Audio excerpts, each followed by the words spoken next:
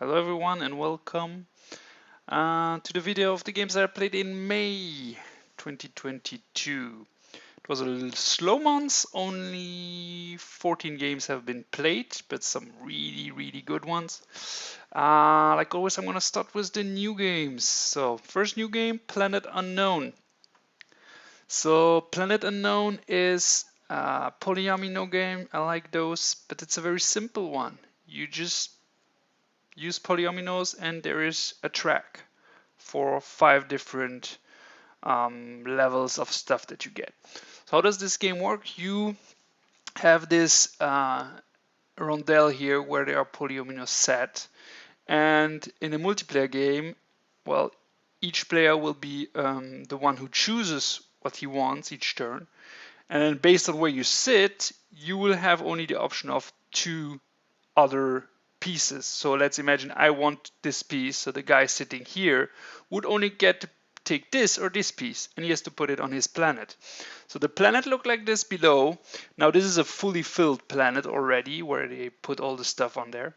How does it work? You pick a tile, you put it on your planet, and then your tile has always 2 colors. The colors are represented by those 5 tracks here. So every time you put a tile down, for those 2 colors, you will move up those 2 tracks. There are actually a total of 6 colors because the orange one are kind of a joker one. So if you put down an orange one, you can get a bonus of one of the tiles that the orange touches. So for example here black, or maybe I couldn't put blue or green in this case. And what you're going to do is you try to optimize your planet, because every row that is filled will grant you some victory points. Every column that is filled will grant you some victory point. Actually, it's the other way around, but same. There are some of those capsules that are on the planet when you start the game. You can go and grab them with your rover. Sometimes would have meteorites on them, which is going to block you from scoring that column if the meteorite is still there at the end of the game. So you can also go with your rover and pick them up. There are some civilization cards that will grant you some bonuses. There is a tech track that will give you also some bonuses, and yeah, the green track gives you some small 1x1 tiles that allows you to like fill some holes, which is pretty important to gain some victory points. And that's basically the game. So I played this only solo so far. So in solo mode there are some rules a little bit different. There's an event deck as well. So every time there will be an event, when the event deck is done, the game is over. Or when you can't put a tile on your planet anymore, the game is over. So you're going to try to optimize and fill your planet as best as possible. There are also some objective cards. For example, one objective would be you need to have a 3x3 grid of Greenland. This is one objective. You get that, you get 5 additional victory points. This game is pretty cool. If you like polyominoes and you like going up tracks, it's a pretty cool game. I liked it a lot. And what's awesome about this game is this is the base planet with the base track. And then there are 12 unique planets which have slight different rules and different shapes, and they look differently. And there are 8 different corporations which are also completely different, and you can combine them, so you have so much replayability. It's a really cool game. It actually plays really fast. Well, the only thing that's a pain in the ass, in my opinion, in this game is that once you're done, well, you have to pick up all the tiles and put them all back in those compartments here, which takes a little bit of time. But that's Planet Unknown. If you like polyominoes, if you like going up tracks, it's a game for you. I like it a lot. I rate this one. Well, I haven't rated it yet, so I'm gonna rate it an 8 right now because I really liked it. Maybe I can show you. Well, I'm not gonna look, but there are a lot of different planets and different combinations that will be more easy or more complicated, but they give you more variety. And the cool thing is you can play it up to 6 players. So it's one of the few games that I have that can be played with more than 4 players. Next game, well, that's a solo game. So that's Maquis. Maquis is a small solo worker placement game. So what you're gonna do in Maquis is you have a small board, and each you always put down your resistant fighters, and you have always 2 objectives. So the 2 objectives, they're going to be put on top here, and there will be different things. Like, for example, you need to gather explosives and like go and explode like a factory or something. So first you need to get money to buy in a spare room a chemist that can then give you make explosive with some other components. Then you have to go to that factory, explore that factory first a few times, and then send back the explosives to win the game. And there are always 2 scenarios. Scenarios exist in different difficulties, 1, 2, and 3.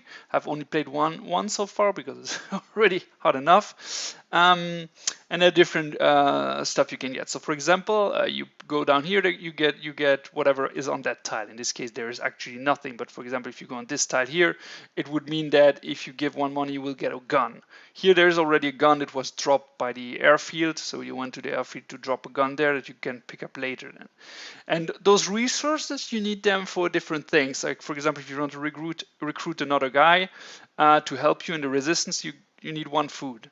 And then you can get a 4th guy. You start with 3 guys. And what's special about this game is you put down a worker, but then the enemy puts down a worker. First, it's those militia guys. And once you start shooting them, there will be military guys. Those military guys, they're just too strong for you. You can't do anything against them. And the thing is, once you place down your guys, you need to always be able to get back to the safe house. If you can't get back to the safe house, those guys, they're captured, they're in prison, and they're gone for the rest of the game. So in this example here, you see that there was 1 guy sent back to the radio tower here, but actually he's blocked now because he can't get back to the safe house. So he will be imprisoned, and you will have only 3 guys left for the rest of the game. So you have to calculate between the risk you take by going far away without securing a pathway, because usually what's happening is you put down a guy, then the enemy reveals a card. There are different locations on it. If the first location is free, he just goes there. If it's not free, he goes to the next one, and then to the next one. There are always 3 locations. But if all 3 locations are taken, well, then he might go to a location where you are and capture you. So that you still might be putting a guy here and still be captured.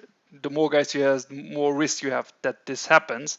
But in the end, it's more secure to just first go here, then maybe go to the doctor, and then maybe go down here. So you know that there is a path for all your guys to come back. So this is the tricky part about this. But then there is a timer in rounds, and after some rounds, the morale goes down, which can have a negative impact. Or, after 15 rounds, you lose the game, or 14 rounds. So you have to be like, okay, I want to be careful first, but then now I need to rush. But how do I position myself the best? So it's a tricky game, but I like it. It's a solo game. Right now, rate this as 7. That's Maquis. Then we play the game of Carnegie, I don't know. It's economic worker placement with a map where you put like connections on the map and so on. It's an expert Euro game. I liked some aspect of it and I hated some others. So I like the fact, the system, how it works, where you put down your different connections, which is very classic. I like that part. I like those, you can actually build those, there are those, I don't know how we call those, but they will be pulled out. The more you build, the more you will pull out, and they will grant you bonuses over and over again, which is pretty cool. This is your main board. How this works is a little bit special because you have those workers that you have to move on different areas to actually do some action. For example, one action would be produce money. So you have, I think it's here, you will get money if you produce at that time and you have people there. And then there's others, you can build additional tiles, which I think were not really balanced, but well, after one game it's always difficult to say, but I feel like some of them were not balanced. I bought some that in the end I'd never used because I felt they were too weak. And then you're gonna build this up. You can gain points a little bit everywhere in the game. And there's always 2 things. How does a round go? There's 2 things happening. First, You get a production if it's in that specific area. And then second, you can use that specific action. This is the round marker actually. So the player whose turn it is going to choose. So for example, took this one. And then he's gonna produce in, well, we can see it right now because he put the wheel on. Let's imagine he put it here. So he will do the people action, and then he's gonna do the production on that area, that well, purple area or whatever color that is. Now the thing is, you don't choose when it's not your turn. You don't choose what action is gonna happen. So you need to know or estimate what the others are gonna do in which sequence, otherwise you can be completely screwed and do nothing. And there are only 20 actions total in the game. So from those 20 actions, there are 5 you are gonna choose. The other 15 in a 4-player game are gonna be chosen by the others. Some are logic because they just follow a certain logic and you will be able to do something at that point. But in those 20 actions, the first game I played, well, the only game I played, there were at least 3 where I did nothing. So no production and no action. And in half of them, I didn't do one or the other, which was super frustrating. Really hate that mechanism. You have not much control, and you actually, which I don't like. I like games where you look at the central board and you see what the others are doing. I don't like games where I have to look in every single individual board to see what they're doing, and then say, oh, okay, so he put guys down there, so probably he's gonna go there next, so I need to put guys down there as well. Because technically it should go in turn order, but everybody plays at the same time. Which I don't know. I don't like this system. It's really, I don't like it. So that's others, I think they like the game a lot. Because of that system, I thought it was very frustrating game, so I didn't like it that much. I gave it a 6. Maybe it should even be a 5, I think, because I really didn't like it. The more I think about it, the less I want to play it. So that's Carnegie. That's was also a new game. Then I played War of the Ring 2nd edition. So this is a huge epic game. We played 4 hours or something like that. I don't remember exactly. Where you're going to play the story of Lord of the Rings and how Frodo goes from the Shire and then goes down and tries to destroy the ring. So this is a 2-player only game. One player plays the good guys. So he controls the Frodo and his buddies, and he's trying to go down and destroy the ring while not getting completely destroyed by the attacks from the bad guys, and the other guys play the bad guys. So there are 2 ways to win or lose in this game. First of all, the bad guys, they can win by controlling 10 fortification points of the good guys. So fortification points are like small areas that are worth 1 point, or like dungeons or cities, I don't know how they're called, where you have to siege it to gain control over it. And once you gain control over it, they're worth 2 points. And you need a total of 10 points to win, which is quite a lot of the map here. The good guys, they can do the same, and they just need 4 control points to win, but they have way less resources and way less units, so it's more tricky for them to actually do that. And then the second way to win or lose is if Frodo reaches Mount Doom here and travels all on top of the Vulcan and throws the ring in there, he wins the game. And the other way to lose is if Frodo gets completely corrupted. So he gets completely corrupted. There's a tracker to show the corruption, and then he's corrupted by the ring. He uses it, and then Sauron takes him over, and he's one of the Sauron's lackeys now. So this is the 2 ways of win or lose. How does it play? It's a troops on the mech game with dice. So sometimes there's luck, no luck. That's it's okay. It's fun. I like it because you roll dice all the time. And then there's cards. There's a lot of cards, 2 different decks. Each player has 2 different decks, which can have huge impacts on the combat, or huge impact on some, like, oh, you can get 2 troops, and then with 1 card you can get like 5 troops at once, which is super strong. And then it's also your action you can do. There's a bunch of different actions you can do, are controlled by dice rolls as well. So you roll the dice, and then you can do different things. You can recruit, you can attack, but you have a lot of dice.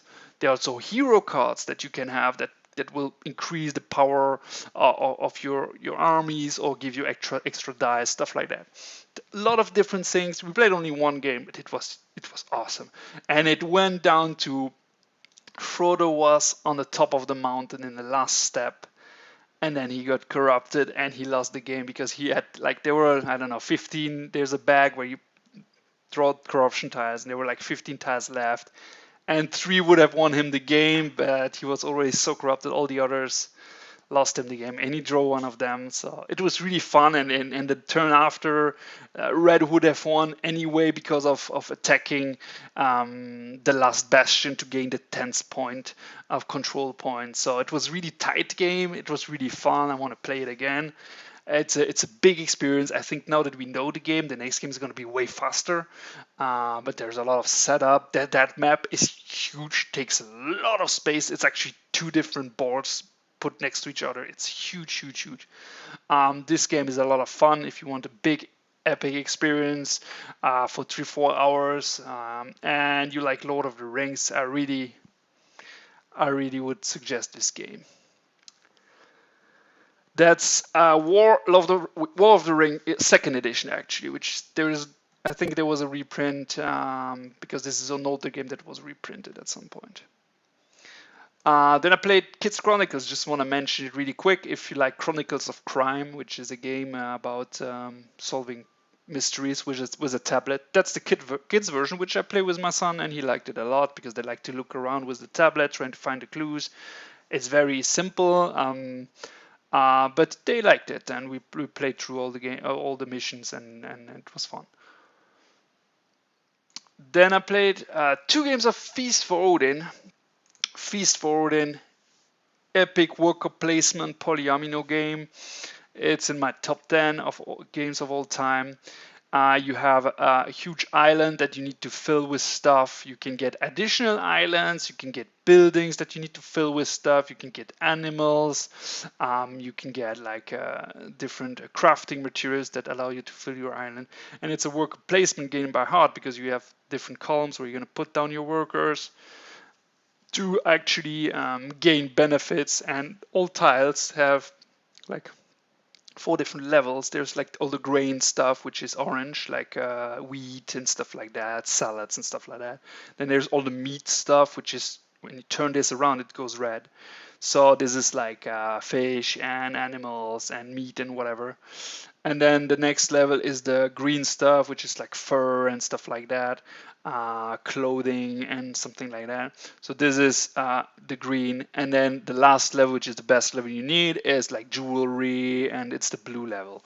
So there is some placement restriction when you put down some stuff. So for example, here on the main island, you can only put a green next to blue, you cannot put green next to green, and blue you can put everywhere, and you cannot put any red or orange here. You can only put them in those farm buildings, or you can use them to actually feed your people.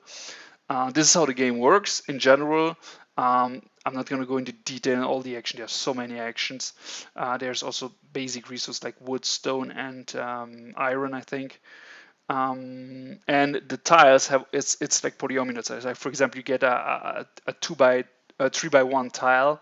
Well, it will exist in those 4 colors because there's an upgrade system where you can, one action is to upgrade that tile, and so you turn it around, or you take the same tile from red to green of the same shape, and then you need to organize yourself. And it's always the same. You start the game and you're like, there's I think 7 rounds or 8 rounds, I don't remember. You start the game and you're like, I will never be able to fill up all my island. It's so big, it's impossible. And in the end, if you fill up all your island, you have 0 points at the end of the game.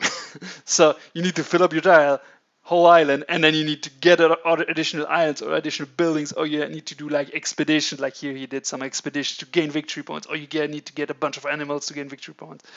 And it goes like the first few rounds you do few things because you have few resource and less workers, and each round you get one additional worker, and then you're going to produce more and more and more and more, and that's so great about this game. Feast for Odin, one of my favorite games. That's a 10 for me.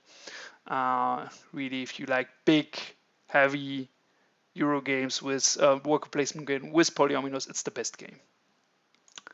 Then we played a small game, Castle of Burgundy, the dice game. This is the fastest roll and write game that exists, and it is really good. It takes 10 to 15 minutes, really. And it's like Castle of Burgundy. You try to fill up your stuff, so it's pre-printed pages, and then you need to roll. You're going to roll those 5 dice, and with the colors and the numbers, you're going to always pick one combination. So like for example, here I could take 1 and purple, and I can put it in a purple spot that I'm linked to, because purple always needs to have a 1 and a 2. The mines here needs to have a 3 and 4, and the boats need to have 5 and 6. The orange one need to have always the same, different numbers in that area. For example, here is 2, 4, 6, 3, all different.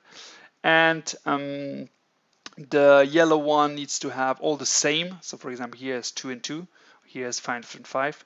And then the castles need to have the same number than something adjacent. So that's how the game works, and you just always throw. There's a few extra rules, but it's a very simple game. You play 3 years. The rounds depend on this die. Sometimes you get shorter rounds because of this double line when you have to cross two time counters, let's say. And it's super fast and it's super simple, and it plays in 15 minutes, and you really have that Castle of Burgundy feeling when you play it. So if you like Castle of Burgundy and you want like filler games, this is awesome. This is awesome. It costs like 10 euros or something. This is really good, really good. That's a Castle of Burgundy, the dice game. I rate this an 8 for roll and write. That's probably the best value I can give.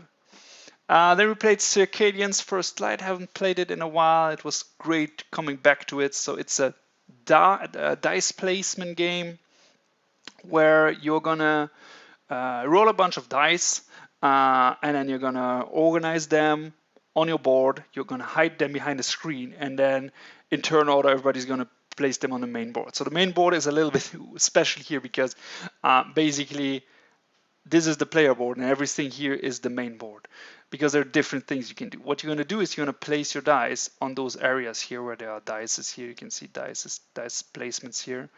And what this does is you're going to place your die, and you can do different things, because you can put your die on your own player board on your farms here directly to produce goods, or you can send them out. If you send them out, they're going to cost you some resources, and then you'll be able to put them on the board here, which are different things you can get. You can get additional farms that are better. You can get ships that allow you to, let's say, get different movements. Like for example, they don't cost you any specific water, or reduce the cost, or they can give you victory points at the end of the game. Or they can manipulate the dice a little bit.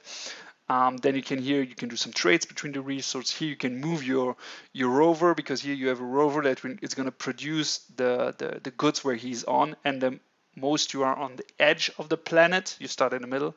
It's not a rover, it's a collector or something like that. And on the edge of the building, you get more. You can see it here. It's the orange one here. You can get more value.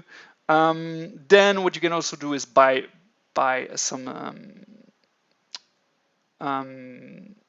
Equipment, let's say, and you have to build it, and they will give you victory points at the end of the game, or they can give you like bonuses during the game in addition to that. And what you can also do is donate to the 3 local factions. There are 3 local factions. You can donate them resource. They all need a different resource, and based on what you donate, you will get victory points at the end of the game. So the more, for example, the red resource here, if you get 5 red, you will get 12 victory points at the end of the game. And it's a tricky game, because you need to, based on your die roll, you're going to see, okay, what can I do? How can I manipulate my dice? What do I need? Because sometimes rolling just 6s can be great, but it can also suck, because if you want to move your collector, let's say to the right side, you need 2. And if you just have sixes, he's going to move that way, and it's not going to help you at all. So there is some luck mitigation stuff like that. Usually higher dice are better, but not always. For example, here lower dice are better because if you put higher dice, you get like a negative bonus here where you're gonna lose stuff. So it's a really nice game. I liked it. I'm happy we replayed it with more than two people. It was a great game. And actually, they made a new second edition of it, but I still have the old one. I think there's also an expansion coming next year. We'll see what this brings. But this is Circadians. First Light, I rate this an 8. Then we played Crystal Palace. It's also a worker placement game, also a dice placement game. Now, this is a little bit different. It's a dice placement game, but you don't roll them. You actually choose how you're gonna put your dice. And so you can say, oh well, just put high numbers. Yeah, well the problem is you have to pay them. Each pip is gonna cost you 1 money. So if you have 3 dice and you do 666, it's gonna cost you 18 money. And 18 money is a lot of money, and game is super tough money-wise. So you have to be very careful and calculate. But then if you put too lower numbers, you might get overtaken by the other guy, because like let's imagine there are 3 spots for dice, but only 2 spots to activate that action. So if I put a 3 and then another guy puts a 2, but then, well, the last guy says, I really need the action, he puts a 4, what's going to happen is, because he puts a 4, the 4 and the 3 is going to activate this action. The 2 that somebody put there is going to be lost because, well, there's no more spot to activate that action. So that's what you have to calculate. And I tried a trick here and I said, oh, the more dice always better, right? Wrong. I got so crushed in this game. I think first player had 100 points, I had 50 points. I felt so bad. And what happened is that I actually had too many dice, because you have to use your dice, so you have to pay at least 1 money, and at the end the money is really tight. You lose money every term. Your income is getting decreased by 3 money every single term. You start with a pile of money, but then you produce almost nothing, and that's really hard.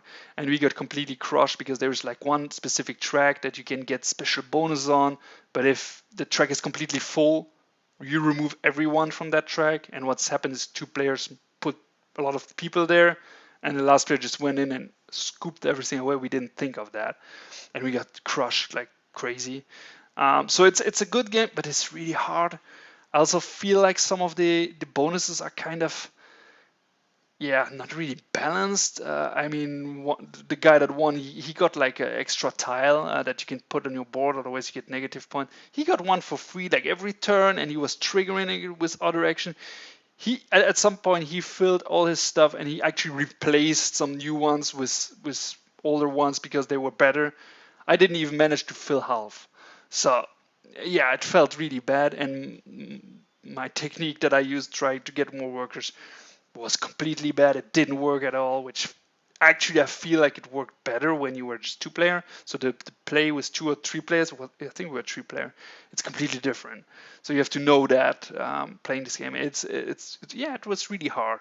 I lost by a lot, like had half the points. That's Crystal Palace. For me, that's a 7 right now.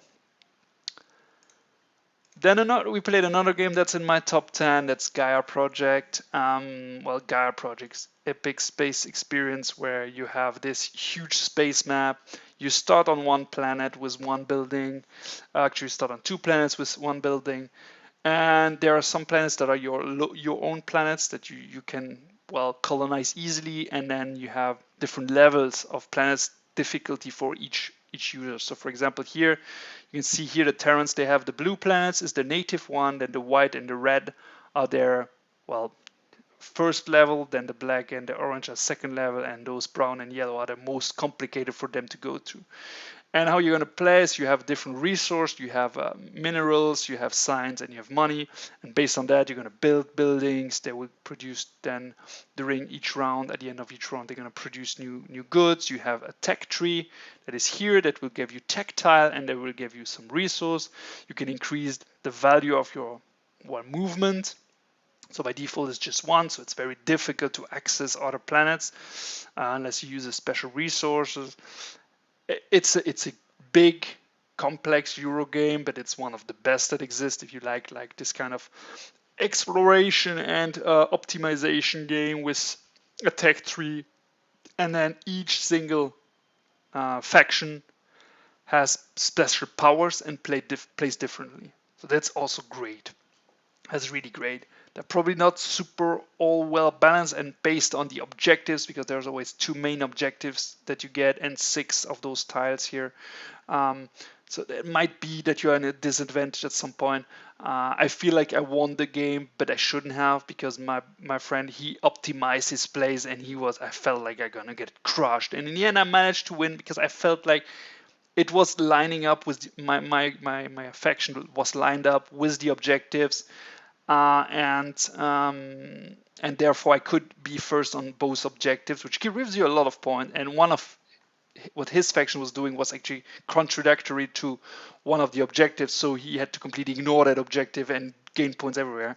And I won by 2 points, so I'm pretty sure I shouldn't have won that game, but that's also part of it. So this is a Gaia project. It's a really great experience. It's a complex game, but it's really fun.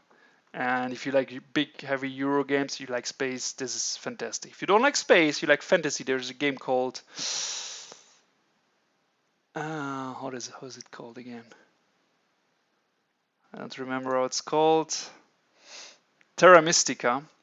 And Terra Mystica is the predecessor to Gaia project, but it's in a fantasy world. So that's Gaia project. For me, that's a 10. It's in my top 10 games of all time. Then we played a game of Kanban EV, which is also a great game about manufacturing cars. It's a game about you have to optimize, and you can gain points a little bit everywhere, and you have to optimize your plays to see what you can do. You can get some of those tiles, plans that allows you to create either upgrade or actually get the car. You can get some resources that will allow you to push cars to the production line so that they can get out and are available, which also grants you a victory point. You can also do upgrades on cars so that the cars are more valuable. And then you can, in each of the different departments, you can like become a master in that department, get more experience, which will allow you to move up some other track and give you stuff.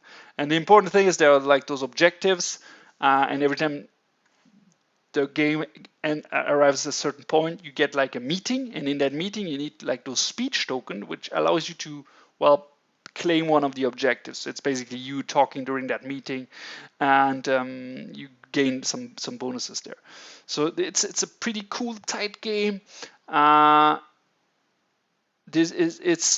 a little bit tricky to know when the game is gonna end exactly, or when the meeting is gonna drop, because there are like 2 tracker, there's this tracker and there's this tracker, and this is still always confusing to me when I don't know exactly how many turns I have left or how many actions I have left to know, okay, will I be able to do this before this? So it's tricky. I feel like the more I played it, the more complicated it gets to me. The first game I played, it felt so simple, and now it feels more complicated. I don't know why, but it's a great game. That's Kanban EV. And I rate this an 8 right now. Then another excellent game, that's Trickerion. Trickerion is a game about, well, it's also a worker placement game, and you are a magician and you're gonna perform on a stage, and this will give you victory points when you and some money when you do those, well, it's actually prestige points when you do those, show those spells. And then there are 3 different level of spells that you can get during the game, and yeah, you need certain prestige to be able to do level 2 spells and then level 3 spells at the end. It's a complex game. But the mechanism in the end are very simple. The thing is, you can kind of block each other because of the resource, because of the spells and so on. It's a really fun game. So this is the main board where you're going to put down your workers.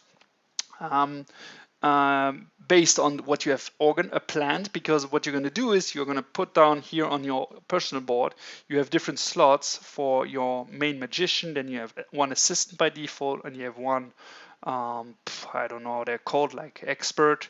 There are 3 different types that will be available to you. They have a certain value. Magician has a value 3, the assistant 1, and the experts have a value 2 and have a special power.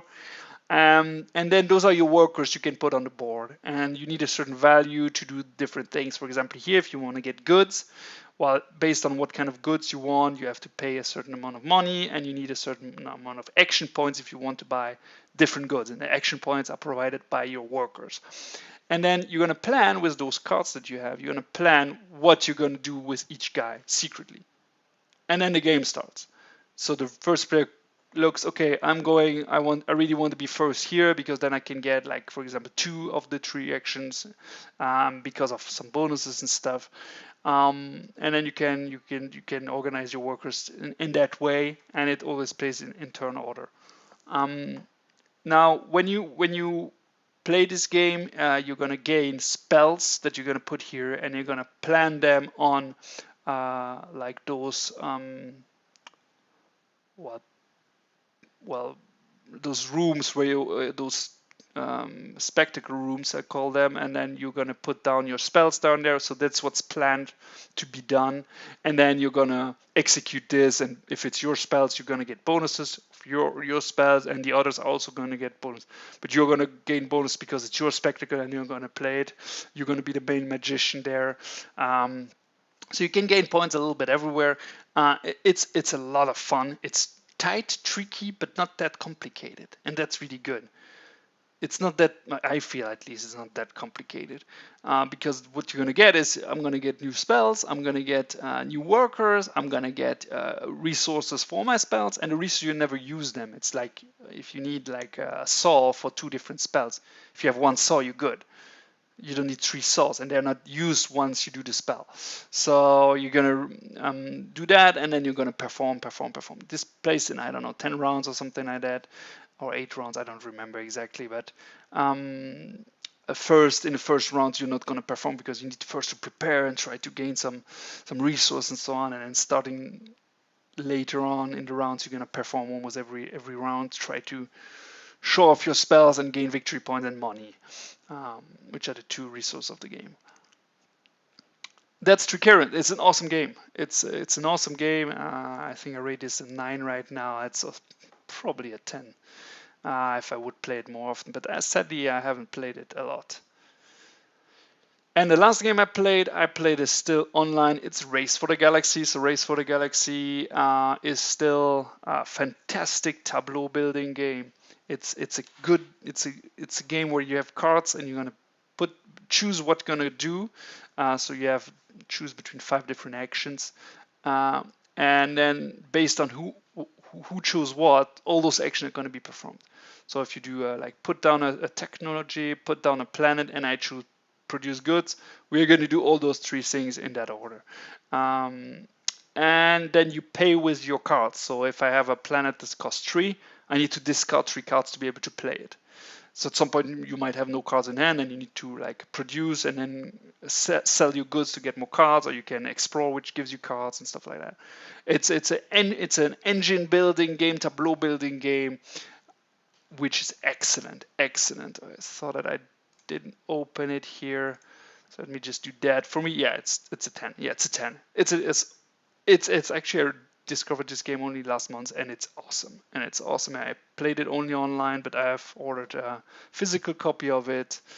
It's a fantastic game. That's Race for the Galaxy. So that's it for the month of May. I played fewer games, but very, very good game. A lot of games of my top 10 list actually were part of this month, which is great. So that's it for me. Thanks for watching, and have a nice month, everyone.